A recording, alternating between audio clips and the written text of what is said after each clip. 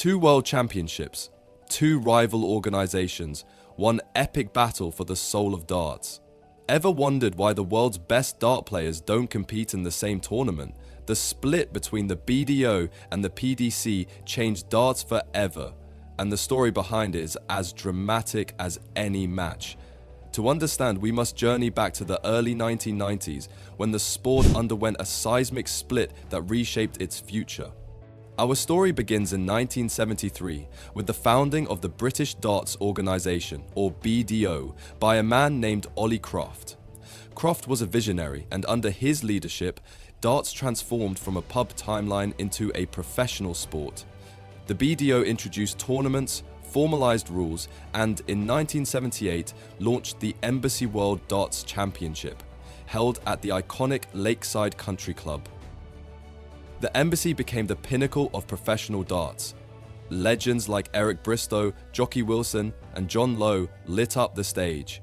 By the early 1980s, darts was a mainstream phenomenon. TV coverage on the BBC and ITV made stars of these players, and, for a while, it even rivaled football in popularity. But fame brought challenges. The players' hard-partying image, think pints on stage and a cloud of cigarette smoke, clashed with changing societal norms. TV networks grew wary, sponsors backed out, and by the late 1980s, darts was in decline. By 1989, only one televised tournament remained, the Embassy World Championship. For the top players, this was unacceptable. They had left their jobs to play darts professionally, but now found themselves financially strapped. Frustration grew, especially with Ollie Croft, whose iron grip on the BDO blocked any attempt to modernize the sport. Croft rejected offers from PR and marketing experts who wanted to rebrand darts for a broader audience. To the players, it felt like Croft was putting his own power over the future of the sport. In January 1992, the tension finally boiled over. 16 of the world's top players, including every living world champion at the time, banded together.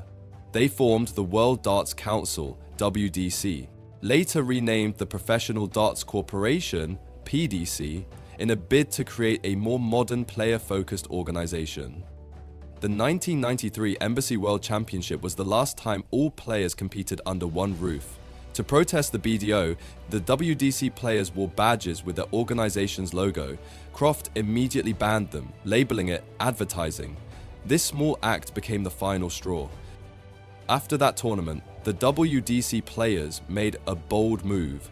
They announced their own World Championship to be held at the Circus Tavern in December 1993. Meanwhile, the BDO, furious at the rebellion, banned these players from all their events, cutting them off from county darts and even the World Darts Federation. The split was official. The PDC held its first World Championship in 1994, with Dennis Priestley defeating Phil Taylor in the final. Meanwhile, the BDO's event at the Lakeside, now without its biggest stars, crowned John Part as its champion. The split created two very different worlds.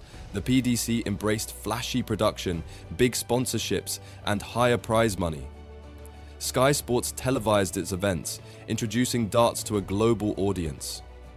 Phil Taylor, now synonymous with darts excellence, dominated the PDC for years.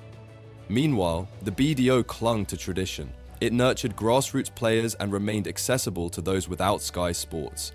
Players like Raymond van Barneveld rose through the ranks and later proved themselves by transitioning to the PDC. The rivalry between the organizations defined darts for decades. By the 2000s, however, it was clear the PDC had won the public's favor. The Lakeside event began to lose its prestige, while the PDC's World Championship grew into a global spectacle held at Alexandra Palace. By 2020, the BDO's decline was undeniable. Financial troubles and poor management led to the collapse of its World Championship. Today, the World Darts Federation, WDF, oversees a separate championship, but it's the PDC that remains the pinnacle of the sport. The PDC revolutionized darts, turning it into a modern, globally recognized sport. Legends like Michael van Gerwen, Peter Wright, and Gerwin Price now carry the torch, but let's not forget the BDO's contribution. It laid the foundation for everything darts has become. Why are there two darts world championships? It's a story of rebellion, ambition, and the clash of tradition versus innovation. The BDO created the platform, and the PDC took darts to unimaginable heights. Both played vital roles in shaping the sport we love today. What do you think? Is the PDC the true home of darts, or does the BDO's legacy deserve more credit? Let us know in the comments, and if you enjoyed this deep dive, make sure to like, subscribe, and hit that notification bell. Thanks for watching, and we'll see you next time.